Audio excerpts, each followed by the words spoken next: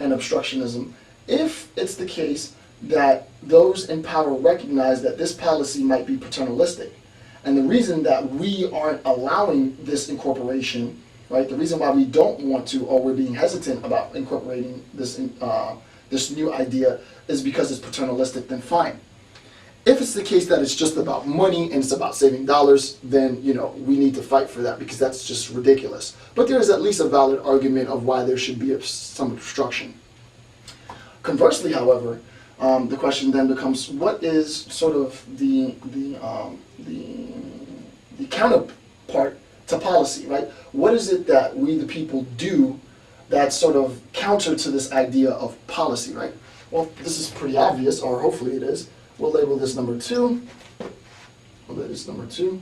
And this is, we vote for representation. Right? There's policy. The policy is enacted to affect the population. Based on that policy, if the population believes that that policy is to the best of our advantage, then we'll vote for a consistency in those who represent us, right? So you were, you know, senator for term 1. You passed policies that helped us, the population, and we appreciate the fact that you passed policies that helped us. So what we'll do is we'll vote for you to represent us again. And then hopefully you'll pass more policy to help us, and then we'll vote for you yet again, and so on and so on and so on and so on and so on. When it is the case that our representatives create policies that hurt us, create policies that affect the population, create policies that we don't like, then what happens is when it's our turn to vote, when it's our turn to vote for representation, you're out. You're out of office because we want somebody else to create new policy. Now this is where you'll have the debate, and I've already done a video blog on this, but you'll have debate on, oh my goodness, look what happened in the recent election, and we have new senatorial representation over Ted Kennedy's position, and that representation is Republican. It was Democrat for so long. See, the people are sending a message, right? The people are sending a message. They haven't been able to do, if that is the argument, and it could be the argument, is to show what policies were enacted, what was enacted that had the population as upset as they were. What was it about what just happened that the population didn't like so much that they want new representation? Without linking representation to policy, without linking representation to how the institution affects the population, it's blowing smoke in the air, right? There is no conclusive proof that there is any direct correlation between how the population votes for its representation and the policies that are affected, unless that's specifically asked.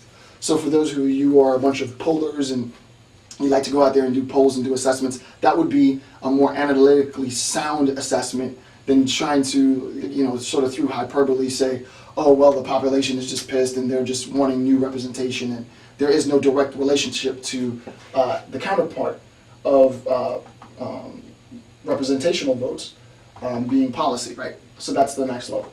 Okay, so with respect to service then, if we understand that, then with respect to service, what we recognize is that we, the people, serve our community in electing one. We serve our community in electing our representatives. That is a service we do. We take off work, we take off school, we wait in lines, we mail in our ballots from overseas. We do a lot of things. It's a service that we provide to our nation by casting a vote. So people may not, when you initially think of service, you're thinking about going outside and digging a ditch or building a road or doing stuff like that. When you think service, you think that. However, I would argue that the greatest service that a member of the population can do is to vote. So, to sort of bring this to a conclusion, it's important to recognize that when we talk about political obstructionism, we're not talking about, and nor should we talk about obstructionism as being necessarily a bad thing. It's always sort of cast pejoratively. Yeah? These people are just against change. Well, that's not true. I would say that's the first false claim. Obstructionism is a safeguard. It's the final mechanism in place to preserve the status quo. If the attempt to preserve the status quo is paternalistic, then we should have the debate. Why or why not? Yes, we should change. No, we shouldn't. If the attempt, the obstructionist attempt, to preserve the status quo is simply to make sure that the rich get richer, then we need to exercise our vote for representation and get all of those people out, all of them, right? Because clearly, wealth and getting richer doesn't affect the vast majority of the population. We're concerned about policy changes that will improve the quality of our lives. Where policy changes improve the quality of life, we should support those who support that policy. Where policy changes are only in place to support the acquisition of further wealth for those who are already wealthy, I would argue we need not to support this, not because it's liberal, not because it's conservative, because it doesn't serve the needs of the population. And then lastly, what we should recognize is that with respect to service, service should not be interpreted in terms of going out and digging a ditch or building a dam or cleaning up the side of the road, though that is certainly a manifestation of service. The greatest way that the population can serve its government is by casting a vote and making sure that when that vote is cast, we are voting with an understanding that why we're voting is because we want to support the person who has used policy to help us, or we want to remove the person who has used policy to help others, right?